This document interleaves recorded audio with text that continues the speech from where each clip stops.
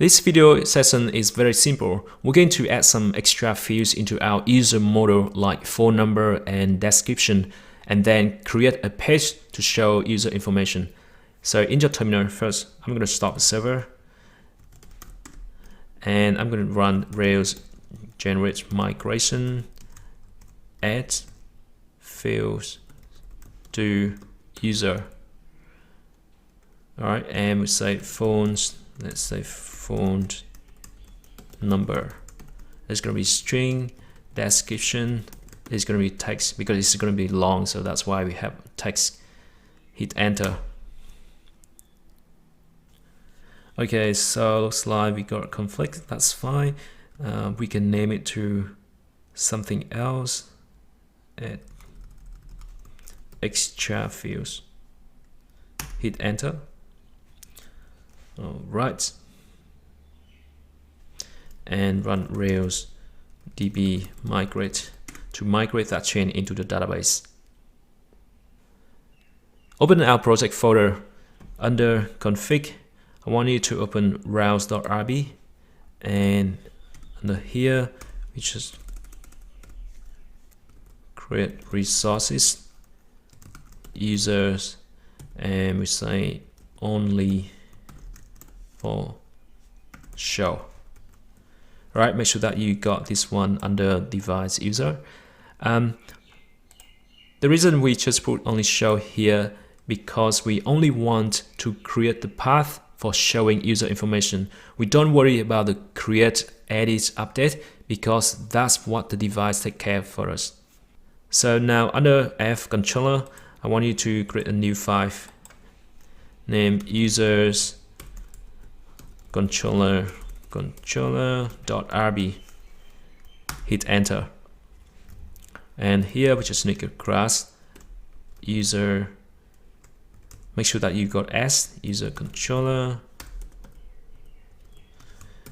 and that's from application controller. And then here we got def show. All right, so inside here we just create a new variable named user, and that's going to be user.find params id.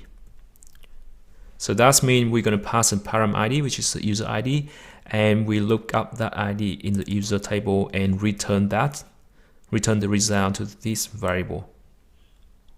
Next, under the views, let's create a users folder. So we can say users/show.html.erb. Alright, so we just create new user folder, and under that we create show.html.erb file. And here's what we're going to do. First we got the row, and inside that let's say we got div.columns md, let's say for 3, right, and just create another one for 9. Remember that the whole screen would be 12 columns, so we divide the screen to 2 sections. The first one with 3 columns, the second one with 9 columns.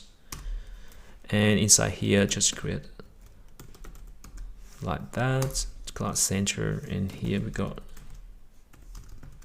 image tag, and it's going to be avatar URL, and we just pass the variable user, and the class is going to be avatar phone, and inside that just another div panel default. Inside here we just create a div panel heading, we say verification, and another div with panel body, and it's going to be email address and phone number. Let's say that. All right, that's the first part. And for the second part, we just say something simple, and for this one we just display the user.fullname And then for this one, description. And for row space 3, we don't have these two classes yet, but we're going to do in a bit. And for this one, I'm going to display user.description. Okay, now let's restart the server. Open our web browser. First, I want you to go here, type users and task 2. Alright, so we got the user page of Leo Chia, which is ID 2, and let's save ID 3. We got elements.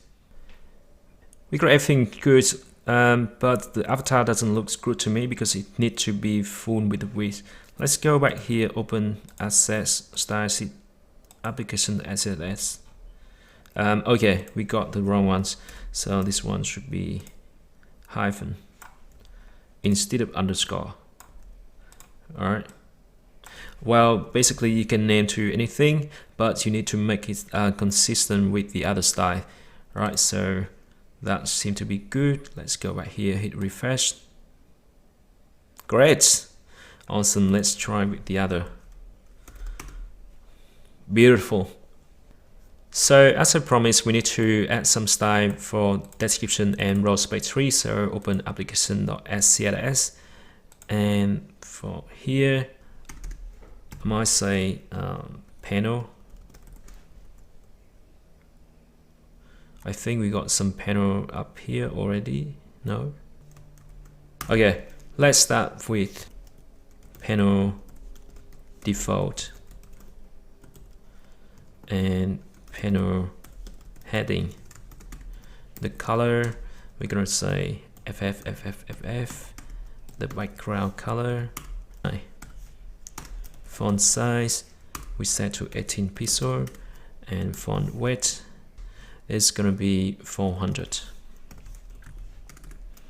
Next, we got the row space 1, and we set the margin top 6 pixel and margin bottom 6 pixel, and we're going to create the same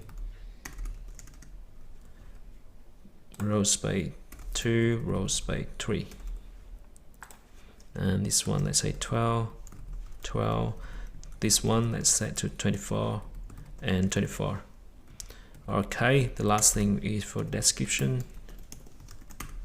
We got a color and font size is gonna be 15 pixel, and font weight, let's start with 500, and the line height, let's say 25 pixel.